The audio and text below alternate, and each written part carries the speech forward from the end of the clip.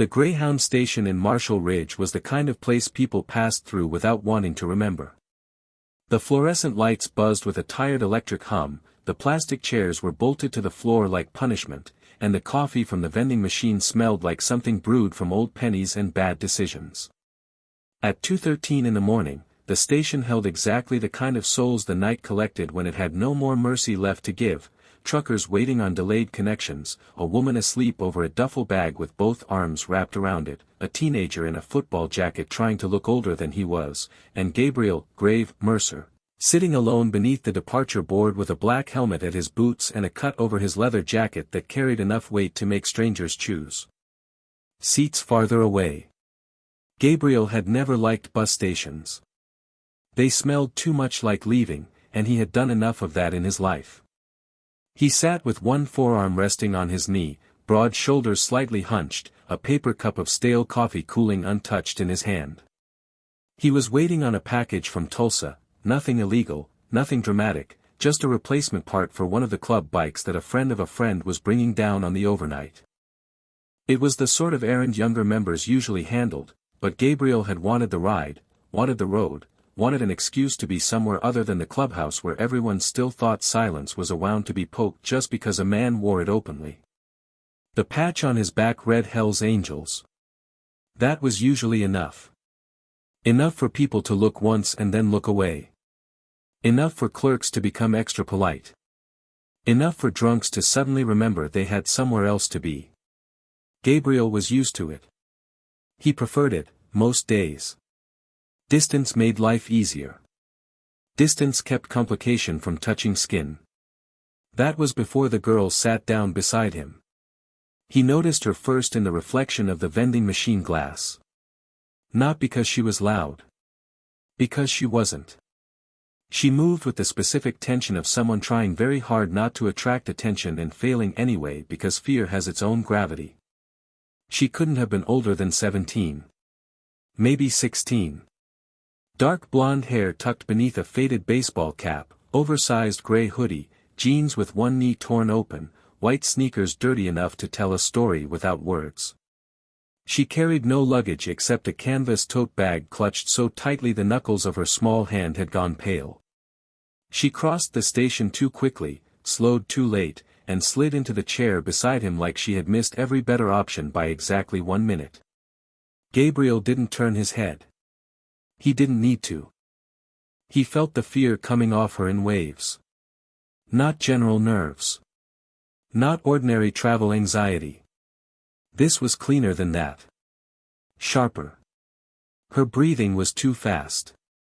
Her shoulders were rigid. Her gaze flicked from the front doors to the ticket counter to the security camera in the corner and back again. Every few seconds she pressed her tongue against the inside of her cheek as if reminding herself not to cry. Gabriel lifted the coffee cup and took a sip that tasted as bad as expected. The girl leaned half an inch closer. "Please," she whispered, so low he almost thought he imagined it. "Act like you know me." He set the cup down slowly. That got his attention. He turned just enough to look at her from the corner of his eye. Up close, she looked younger. Not in the childish sense. In the fragile sense. There was mascara smudged beneath one eye like she had rubbed at tears hours ago and then never checked a mirror. A fading bruise darkened the edge of her jaw near the hoodie line, almost hidden. Her lips were dry from breathing through fear. And her eyes, God, her eyes, were fixed on the glass entrance doors like they were already haunted. Gabriel didn't answer right away. He had lived long enough to know that one whispered sentence could mean a dozen different things, and half of them ended badly for anyone dumb enough to respond before thinking. Maybe she was running from someone. Maybe she was bait. Maybe there was a man outside waiting to see who played hero. Maybe there were cameras. Maybe this was none of his business. Most likely, it was exactly the kind of trouble his patch already attracted enough of. The girl swallowed hard. "Please," she said again, voice thinner now. "Just for a minute." That was when the front doors opened. Cold night air pushed in first, followed by two men. Neither wore colors. Neither needed to. Gabriel recognized the type immediately, one in a dark bomber jacket with the swagger of a man who had never once been hit hard enough to learn caution, the other taller, red-faced, mean around the mouth, scanning the station with too much purpose to be innocent. They paused just inside the doors, eyes moving over the room in the fast, hunting way of men who expected to find what they were after. The girl's hand moved without warning and closed around Gabriel's sleeve. She was shaking. "Don't look at them," she breathed. Gabriel looked at them anyway. The shorter one saw the girl first, or thought he did. His face sharpened, then hesitated when his gaze landed on Gabriel beside her. The patch registered. The leather. The beard. The kind of stillness that belonged to men who were not guessing their way through violence. Interesting. Gabriel turned toward the girl at last and did the only thing that made sense if he was going to do anything at all. He put one large hand on the back of her chair and said, in a voice deep enough to carry exactly where it needed to, "You're late." The girl blinked at him. For one split second, her terror made room for confusion. Then she caught up. "I'm sorry," she said, barely managing the words. "The bus." Always an excuse. Gabriel shook his head once and leaned back like they'd been having versions of this conversation for years. "You eat anything?" The question seemed to hit her strangely. Maybe because it was ordinary. Maybe because fear hadn't left any room in her for ordinary. She shook her head. Gabriel grunted and reached into the paper sack at his boots. He had picked up 2 wrapped sandwiches and a bag of chips at a truck stop 30 miles back out of habit more than hunger. He handed her one sandwich without looking directly at her. "Take it." Her fingers trembled as they closed around it. "Thank you. Don't thank me till you know if it's any good." Across the station, the 2 men were pretending to check the departure board while not pretending nearly well enough. The red-faced one muttered something to the other. The shorter one shook his head slightly, eyes still flicking toward them. They weren't sure. That uncertainty mattered. Gabriel opened his own sandwich and took a bite like there wasn't another thought in his head. He spoke around the mouthful, quiet enough for only her to hear. "Names." She kept staring at the sandwich as if it were evidence of another planet. "What? If I'm supposed to know you, I need a name." A tiny pause. Then, "Ellie." "Real one?" Her silence was answer enough. Gabriel chewed once, swallowed. "That'll do for now." She dared a glance toward the doors and then immediately away. "They followed me from Amarillo." His expression didn't shift, but something in him sharpened. "Who are they?" "I don't know their real names." "That's a problem." "I know." The way she said it, flat with exhaustion, not attitude, told him she'd been living inside problems too long to find sarcasm useful. He took another bite. "What do they want?" Her fingers tightened around the sandwich. "Me." A simpler answer would have been less believable. That one sounded true. Gabriel set his food in his lap. "Family?" "No." "Boyfriend?" Her face twisted, not quite a flinch, not quite disgust. "No." He let the question hang. Eventually she whispered, "I took something." That changed the shape of things. Not automatically for the worse. Just changed them. Across the room, the shorter man started walking. Casual on purpose. Hands visible. Smile practiced. The red-faced one hung back near the ticket machines, playing lookout. Ellie stopped breathing altogether. Gabriel leaned slightly toward her. "Whatever you took, was it yours?" She looked at him then, properly, maybe for the first time. He saw it happen in her face, the moment she realized he wasn't asking whether she had done something wrong in the abstract. He was asking whether she had stolen from them or recovered something from them or gotten caught in the middle of someone else's rot. "No," she whispered. "It belonged to my sister." The shorter man was halfway across the station now. Gabriel's eyes lifted to meet him head-on. "Dead sister?" he asked softly. Ellie nodded once. Tears rose instantly, making her hate herself for it. That was enough. Gabriel didn't know the whole story. Didn't need to yet. Some truths arrive in pieces and still weigh enough to change a man's posture. He sat back, draped one arm along the empty chair on the other side of her, and raised his voice just enough to meet the approaching man in the space before conflict. "You lost." The man stopped 3 feet away. Up close, he smelled faintly of cologne and gasoline. He smiled too quickly. "Just looking for my niece." Gabriel took in the line, appreciated how bad it was, and looked unimpressed. "You should do it somewhere else." The smile held, but the eyes behind it cooled. "Family matter. Not from where I'm sitting." The man let his gaze slide to Ellie. "Honey, your mom's worried sick." Ellie said nothing. Gabriel did. "She doesn't look worried. She looks annoyed." For the first time, the man's smile cracked. "I think there's been a misunderstanding." Gabriel nodded slowly. "Yeah. You seem to think I care." The room had gone quieter around them in the way public spaces do when strangers sense violence forming and begin pretending they don't. The sleeping woman had lifted her head. The football kid was staring openly now. The clerk behind the ticket counter was very busy with nothing at all. The red-faced man took 2 steps closer from the machines. Gabriel noticed. So did the shorter one. He tried a new smile, thinner this time. "Brother, I'm trying to be polite."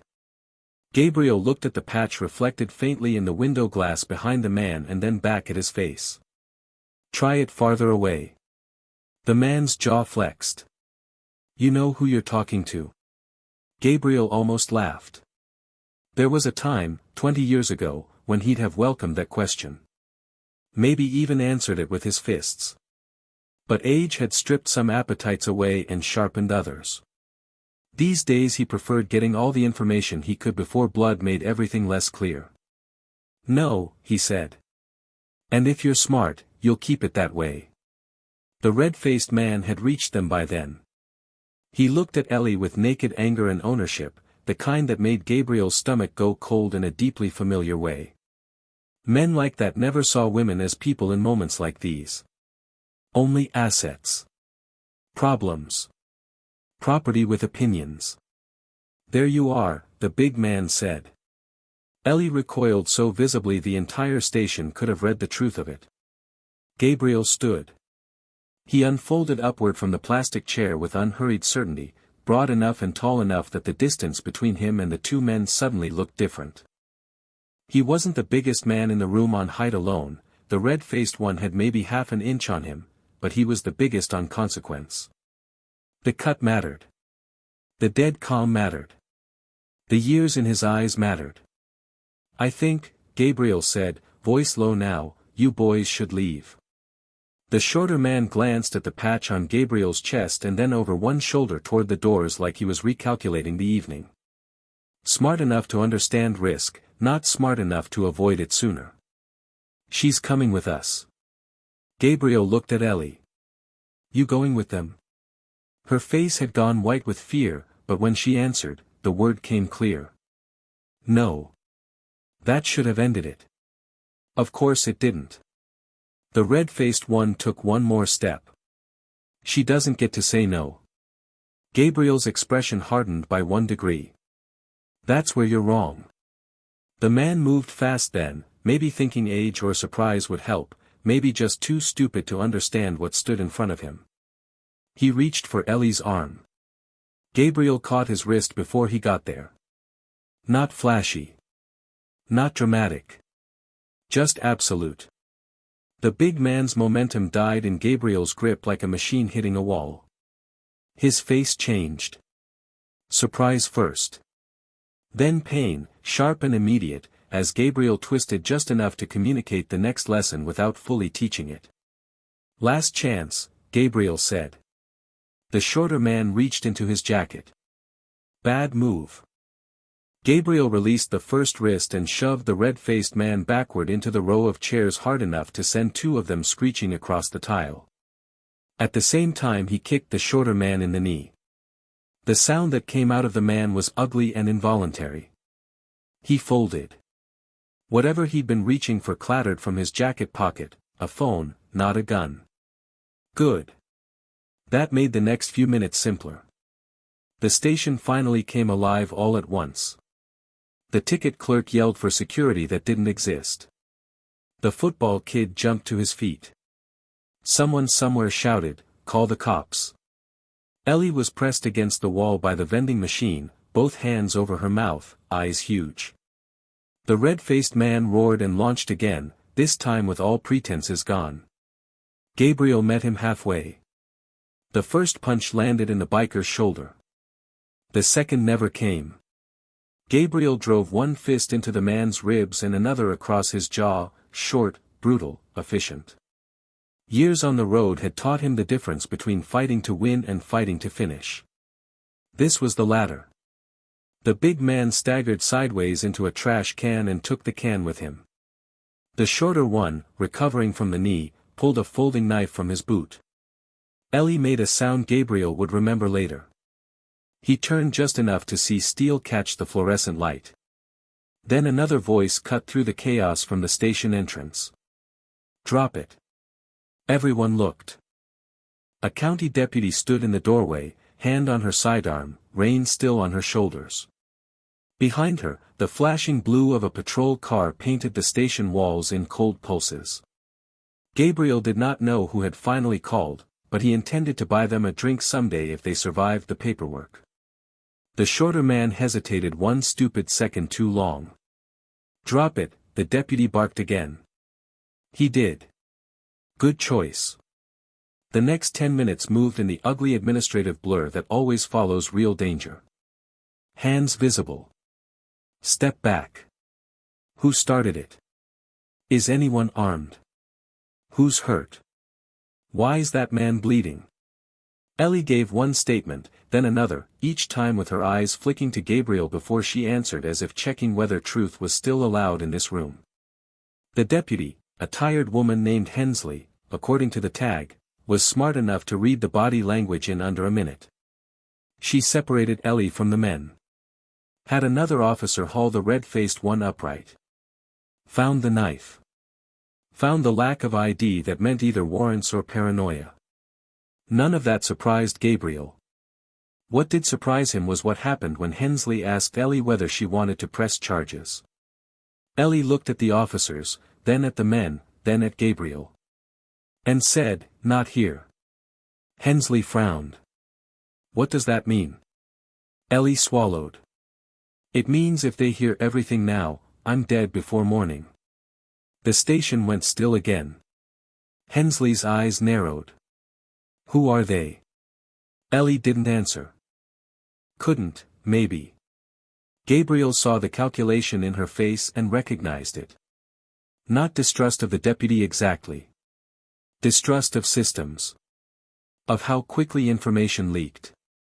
Of how many rooms a frightened woman had to survive before the law became protection instead of another form of exposure. Hensley looked to Gabriel. "You know something I don't?" He considered the question. Then answered carefully. "I know she asked me to act like I knew her. That tells me enough." The deputy held his gaze a second longer than comfortable. "You got a place she can go?" Gabriel should have said no. Should have let the county deal with it, let protocols unfold, let other people with paperwork and training and state salaries carry this. He had already done more than enough for one night. He had blood on one knuckle, coffee on his boot, and trouble settling into his life the way trouble always did when he ignored his better instincts. Then Ellie said, very quietly, "Please don't let them take me anywhere they can find." That was the moment the choice stopped being theoretical. Gabriel looked at Deputy Hensley. "Yeah," he said. "I got a place." The deputy looked unconvinced, which was healthy and earned her points in Gabriel's internal ledger. "You live alone?" "No." "Who else?" "My sister. 2 dogs." Bad television taste. That almost got a smile out of her. Almost. She looked at Ellie. You know him? Ellie's eyes flicked toward Gabriel. He could almost feel the question passing through her, do I say no? Do I say just tonight? Do I admit the truth that an hour ago he was a stranger and now he was the only solid thing between her and being dragged back into the dark? I know enough, she said. Hensley blew out a slow breath through her nose. I'm going to hate this paperwork. But she let it happen. By 3:50 in the morning, the two men were in custody on enough immediate charges to keep them occupied until dawn. Not enough, Gabriel suspected, to hold them long if the right calls got made. That made time expensive. The station clerk locked the doors early after all that. Rain still fell outside in a thin cold sheet. Ellie stood beneath the awning with Gabriel's spare flannel around her shoulders, the canvas tote clutched to her chest, eyes hollowed out by exhaustion. One of her sneakers was untied. Her cap was gone, probably left on the station floor. She looked younger now that the adrenaline was ebbing, and that only made the night uglier in hindsight. Gabriel rolled his bike out from under the sodium lights and handed her the extra helmet from his saddlebag. She stared at it. Then at him. You really are taking me with you? He gave her a look. You got a better plan? No. Then there it is. She put on the helmet with hands that still shook a little. As he tightened the strap for her, she asked the question she should have asked an hour ago. Why are you helping me? Gabriel paused, fingers resting briefly under her chin to secure the buckle. There were a dozen answers available. Because you asked. Because I hate men who say women don't get to say no. Because once I stood still while something bad happened and I've never liked the reflection that left behind. Because roads teach you that strangers sometimes become your problem in a single sentence. Instead he gave her the truest one. Because you looked like no one had believed you in a while. Something in her face folded inward. Not broken. Not exactly. More like relief had reached an old bruise. She climbed on behind him without another word. The road out of Marshall Ridge was black, wet, and almost empty. Ellie held on too carefully at first, as if afraid of taking up too much space even on a motorcycle fleeing a bus station fight. After 10 minutes she loosened by degrees, not relaxed, never that, but trusting the movement enough to stop fighting it. Gabriel took the county route north, then cut west through a service road few people used at night unless they knew it. Mirrors. Tree line. Headlights behind. None steady. Good. His house sat outside a little town called New Canaan, where the roads went from paved certainty to gravel opinion and everyone knew exactly who he was but had long ago learned to mind their business unless invited otherwise. He rode through the gate, up the hard-packed drive, and cut the engine beneath the porch light. The front door opened before he had both boots down. His sister, Jo, stood there in flannel pants, an old Metallica shirt, and the expression of a woman who had raised one brother through too many disasters to be surprised by much anymore. She took in the scene in one glance. Gabriel. Wet jacket. Bruised knuckles. Strange girl on the back of the bike. Absolutely not, she said. Gabriel removed his helmet. Good morning to you too. Jo planted one hand on the doorframe. No. I know that look. That is your, I found a hurricane and brought it home look. Ellie, still halfway off the bike, froze. Gabriel sighed once. Jo. Then Jo saw the girl's face properly. Everything in her changed. Not suspicion exactly. Not gone, but moved aside by something older and sharper. Women who had survived men like that could identify the aftermath at a glance. Oh, she said quietly. Gabriel nodded. Jo stepped back and opened the door wider. Come inside, baby. Ellie looked startled by the word, maybe because kindness from older women often carried more authority than comfort. Inside, The house was warm with forced air heat and smelled faintly of cinnamon and dog. One mutt the size of a sofa lumbered out from the hallway, sniffed Ellie's jeans, decided she was tragic but acceptable, and leaned against her leg like an endorsement. The second dog barked exactly once from the living room and then lost interest. Joe steered Ellie toward the kitchen table as if she'd done this 100 times before and maybe had. "You hungry?" Ellie hesitated. "I don't know." "That means yes," Joe said, already pulling leftover lasagna from the fridge. Gabriel almost laughed at the repetition. While Joe moved around the kitchen, practical as rain, Gabriel stepped into the mudroom and made 2 calls. The first was to a man named Leon at the clubhouse 40 minutes south. Leon answered on the 3rd ring with all the charm of a loaded wrench. "You dead?" "No." "Then why am I awake?" Gabriel looked through the kitchen doorway at Ellie sitting stiff-backed in his sister's chair like she was afraid gratitude alone might break the furniture. "Need a favor?"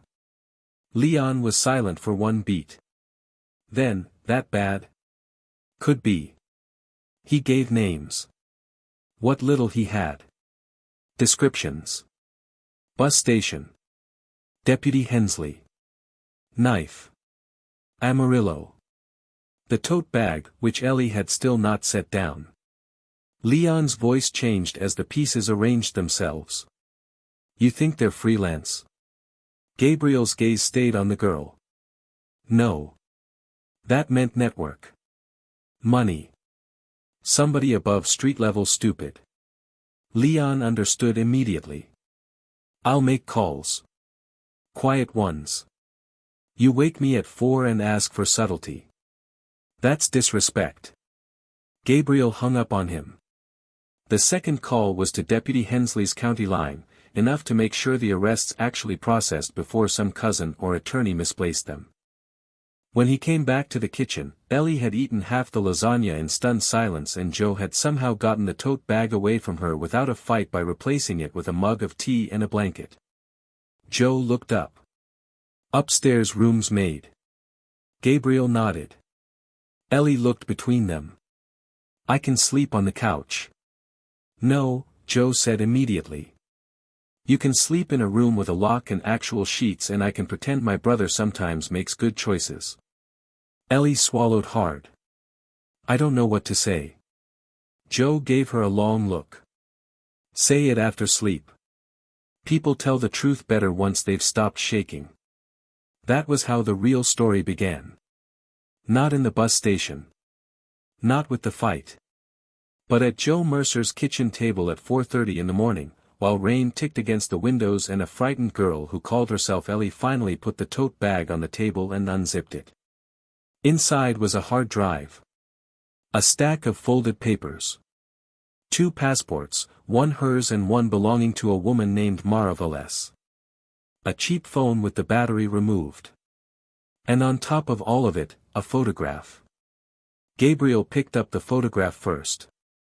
2 women in front of a lake. Summer light. One of them clearly the girl now sitting at his kitchen table before fear shaved a year off her face. The other older by maybe 6 or 7 years, dark curls, bright smile, arm around Ellie's shoulders. Sisters, no question. "Mara?" Gabriel asked. Ellie nodded. "Your sister." Another nod. Joe sat down slowly across from her. "What happened to her?" Ellie looked at the photograph for so long Gabriel thought she might not answer. Then, very softly, she said, "They said it was an overdose." Joe and Gabriel exchanged one glance. Not because overdose was impossible. Because of the way Ellie said they. Gabriel set the photo down. "And you don't believe them?" Ellie looked at him with eyes so tired they barely seemed attached to the rest of her anymore. "No," she whispered. "Because before she died, she mailed this to me and told me if anything happened, I had to run." The room went still. Joe's hand tightened around her tea mug. Gabriel looked at the hard drive again. "What's on it?" Ellie swallowed. "Enough to get men killed." There it was. The real shape of the hurricane. And Gabriel understood, in one cold clean moment, that the men at the bus station were not the danger. They were just the first ones close enough to touch it. The storm didn't break that morning. It settled. Rain turned from sharp needles into a steady gray sheet that blurred the tree line and softened the gravel road into a muted ribbon of wet stone. Inside the house, warmth held, but the air had changed. Not tense. Not panicked. Focused. Ellie hadn't slept much. She lay in the upstairs room Joe had given her, staring at a ceiling fan that clicked softly with each rotation, the hard drive sitting on the nightstand like it might start breathing if she looked away. Every time she closed her eyes, she saw the bus station doors opening again. The men stepping in. The moment she chose to trust a stranger. And the moment that stranger chose not to walk away. Downstairs, voices moved quietly. Gabriel. Joe. Another one she didn't recognize. She sat up slowly, the blanket slipping from her shoulders. Her body felt heavier than it should, like adrenaline had drained out and left something raw behind. But the fear wasn't the same anymore. It wasn't chasing her. It was waiting. That was worse. She stood, grabbed the hard drive, hesitated for half a second, then left the rest of the bag behind. Trust, even a little, was already a risk. She walked downstairs. The kitchen looked the same. But it wasn't. Two more men stood inside now. One leaning against the counter, broad, shaved head, arms crossed, eyes sharp and alert. The other sitting at the table, older, quiet, the kind of man who didn't move much but missed nothing. Both wore cuts. Both had already decided something before she even entered the room. The shaved-head man looked at her first. So that's her. Not a question. Gabriel didn't look up from the table. Yeah. Ellie stopped at the doorway. Every instinct told her to turn around. Too many people. Too many unknowns. Too many decisions being made without her. Gabriel glanced up then. Saw it. Come in, he said. Not soft. Not forceful. Just steady. She stepped forward. Slowly. The shaved-head man pushed off the counter. Name's Aaron. She nodded. Ellie. He looked at her for a second longer than comfortable. Not judging. Measuring. Then he nodded once. You got people looking for you. Yes. More than those two from last night. Not a question. Ellie hesitated. Then, yes. The older man at the table spoke without looking up. That hard drive. Her grip tightened instantly. Gabriel saw it. They're here to help, he said. Ellie didn't respond. Because she didn't know if she believed that yet. Aaron exhaled slowly. Look, kid. I'm not a kid. The words came out sharper than she expected. The room went quiet. Aaron raised an eyebrow slightly. Then nodded again. All right. Then don't act like one. If what you're carrying is as bad as he thinks it is. He glanced at Gabriel, then you don't have time to half-trust us. Ellie's chest tightened. Because that was the problem. She didn't trust anyone fully anymore. Not since Mara. Not since the call. Not since the hospital. Not since the way everything had been explained too cleanly. Gabriel leaned forward slightly. Tell them. Ellie looked at him. Really looked this time. He wasn't pushing. He wasn't rushing. He was giving her the choice. And that made it harder. Because it meant whatever came next was hers. She walked to the table. Set the hard drive down. Didn't sit. My sister worked for a logistics company, she said. No one interrupted. She thought it was normal freight routing. Shipping. Contracts. Nothing illegal. Aaron shifted slightly. Thought. Ellie nodded. 3 months ago she called me. Said something wasn't right. Said shipments were disappearing from records. Containers showing up where they weren't supposed to be. The older man finally looked up. Smuggling. Worse. That got his full attention. Ellie swallowed. People. Silence. Heavy. Final. Jo set her coffee down slowly. Aaron's expression didn't change much. But his eyes did. Gabriel leaned back slightly. Human trafficking. Ellie nodded. She found files. Names. Routes. Payments. Everything. The older man spoke again, quieter now. And she copied it. Yes. And they found out. Ellie's hand started shaking again. She told me if anything happened, I needed to run. That someone would come looking. Gabriel's voice stayed steady. And then? Ellie's throat tightened. She died. No one spoke. Not right away. Because some words don't need response. Aaron broke the silence first. Overdose? Ellie laughed once. Bitter. Sharp. That's what they said. And you don't believe it? No. The older man nodded slowly. You shouldn't. Ellie looked at him, surprised. He met her gaze evenly. People who find things like that don't overdose by accident. That settled something. Not comfort. Not safety. But validation. Gabriel tapped the hard drive lightly. What's on it exactly? Ellie hesitated. Then reached forward. Plugged it into the laptop sitting on the table. The screen flickered. Files appeared. Folders. Names. Dates. Images. Aaron leaned in slightly. The older man stood. Gabriel stayed where he was. Ellie opened one file. And everything changed. Photos. Not staged. Not filtered. Real. Too real. Containers. People inside. Chains. Numbers written on walls. Gabriel's jaw tightened. Aaron swore under his breath. Jo turned away for a second, pressing her hand to her mouth. Ellie closed the file quickly. Like she couldn't breathe with it open. That's just one, she said quietly. No one doubted her. Gabriel looked at her. They know you have this? Yes. How sure are you? They killed my sister. That was answer enough. Aaron straightened.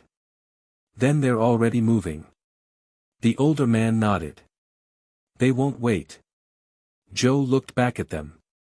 What does that mean? Gabriel answered. It means those two from the station were just retrieval. Ellie felt her stomach drop. And now? Aaron looked at Gabriel. Now it's cleanup. Silence. Then. A distant engine. Not one. Several. Everyone froze. Gabriel stood immediately. Aaron moved to the window. The older man stepped toward the hallway. Jo grabbed the shotgun from beside the fridge like she'd done it 100 times before. Ellie's heart slammed against her ribs. They found me. Gabriel didn't answer. He didn't need to. The sound outside grew louder. Closer. Gravel crunching. Multiple vehicles. Not subtle. Not careful. Confident. That was worse. Aaron looked back. 3 trucks. The older man added, and more behind them. Gabriel turned to Ellie. Listen to me. Her eyes locked onto his instantly. You stay inside. You don't open that door for anyone but us. Her voice shook. You're going out there. Yes. No. Yes. The word cut clean. Final. She grabbed his arm. They'll kill you. Gabriel looked at her. Calm. Unshaken. Not today. That confidence should have scared her. Instead, it grounded her. Outside, doors slammed. Voices carried through the rain. Not shouting. Not chaotic. Controlled. Organized. Dangerous. Aaron cracked his neck once. Well, here we go. The older man checked something under his jacket. Been a while. Joe stepped toward the doorway. Don't let them get past the porch. Gabriel gave her a look. When do I ever? She smirked slightly. Fair point. Ellie stood frozen in the kitchen. Watching. Listening. Heart racing. As the men moved toward the door. And just before Gabriel stepped outside. She spoke. Soft. But clear. Please. He stopped. Turned slightly. She swallowed hard. Don't let them take me. The same words. Different moment. This time. He didn't hesitate. Not happening. And then he stepped out into the rain. And everything was about to change. The rain came down harder the moment the door opened. Not a storm. Not chaos. Just a steady, cold sheet that blurred everything past the porch and turned the world into gray motion and shadow. Gabriel stepped out first. Then Aaron. Then the older man. The door closed behind them with a dull, final sound. Inside, Ellie stood frozen in the kitchen. Listening. Every sense stretched thin. Outside, boots hit gravel. Doors slammed. Voices carried through the rain, low, controlled, confident. Not men guessing. Men who knew exactly why they were there. Ellie's hands trembled as she backed away from the window. Joe didn't. Joe stepped forward, shotgun steady in her hands, eyes locked on the front yard like she'd been waiting for this moment longer than Ellie had even been alive. You stay behind me, Joe said. Ellie nodded. But her feet didn't move. Because something inside her refused to hide again. Outside. Gabriel walked down the steps slowly. No rush. No hesitation. Just presence. 3 black trucks sat in the drive. Engines running. Headlights cutting through the rain. Men stepped out one by one. Not loud. Not sloppy. Disciplined. That was the first real warning. These weren't random hunters. These were part of something. One man stepped forward. Tall. Clean. Calm. The kind of calm that made everything worse. He looked at Gabriel. Then at Aaron. Then at the house. Then back again. You have something that belongs to us. Gabriel stopped a few feet away. Doesn't look like it. The man's lips twitched slightly. Not quite a smile. You're going to want to think carefully about how this goes. Aaron chuckled under his breath. That's funny. We were just thinking the same thing. The man ignored him. His attention stayed on Gabriel. She's not your problem. Gabriel tilted his head slightly. Looks like she is. A pause. Rain hitting harder now. Dripping from jackets. Running off boots. The man exhaled slowly. You don't understand what you're standing in the middle of. Gabriel's voice stayed even. Explain it. You interfere tonight. The man said quietly, and this doesn't end here. Gabriel nodded once. Good. The man blinked. What? Gabriel stepped closer. Just one step. But it changed everything. Because it wasn't going to end here anyway. Silence. Heavy. Sharp. The men behind the leader shifted slightly. Hands moving. Not drawing. Not yet. But ready. Inside the house, Ellie could feel it. The moment before something breaks. Her heart pounded so hard it hurt. Joe didn't move. Didn't blink. Just watched. Outside. The man's expression hardened. Last chance. Gabriel didn't answer. He just stood there. And that was the answer. The first move came fast. Too fast for most people to track. But not for Gabriel. One of the men to the right lunged forward. Gabriel moved. Not back. Forward. His fist landed first. Clean. Brutal. The man dropped instantly. Aaron was already in motion, slamming another attacker into the side of the truck hard enough to dent metal. The older man moved like something quiet and efficient, taking one down with a strike so precise it looked effortless. Then everything exploded. Shouting. Movement. Impact. Rain mixing with mud and adrenaline. Ellie stepped forward despite herself. Stay back. Joe snapped. But Ellie couldn't. She reached the doorway. And saw it. Gabriel in the middle of it all. Not reckless. Not wild. Controlled. Every movement had purpose. Every strike ended something. These men. They weren't ready for him.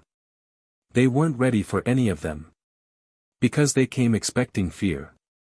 And found resistance. Real resistance. One of the men reached for a weapon. Aaron saw it. Moved faster. Stopped it. Another tried to circle. The older man cut him off. Efficient. Silent. Within seconds. The balance shifted. What had started as a controlled approach turned into something else. Uncertainty. Then. Fear. The leader stepped back. Not much. But enough. He saw it. The miscalculation. Gabriel saw it too. And stepped forward. Rain dripping from his beard. Eyes locked. You're done. The man's jaw tightened.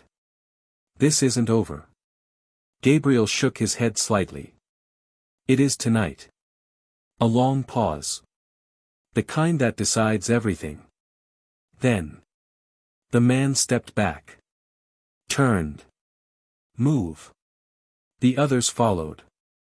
Fast. No pride. No last words. Just retreat. The trucks roared to life. Gravel scattered. And within seconds. They were gone. The rain kept falling. But the danger. That moment. Was over. Ellie didn't realize she was crying until Joe touched her shoulder. It's all right, Joe said softly. Ellie shook her head. No, it's not. Her voice broke. It's better. Outside, Gabriel stood still for a moment. Watching the road. Making sure.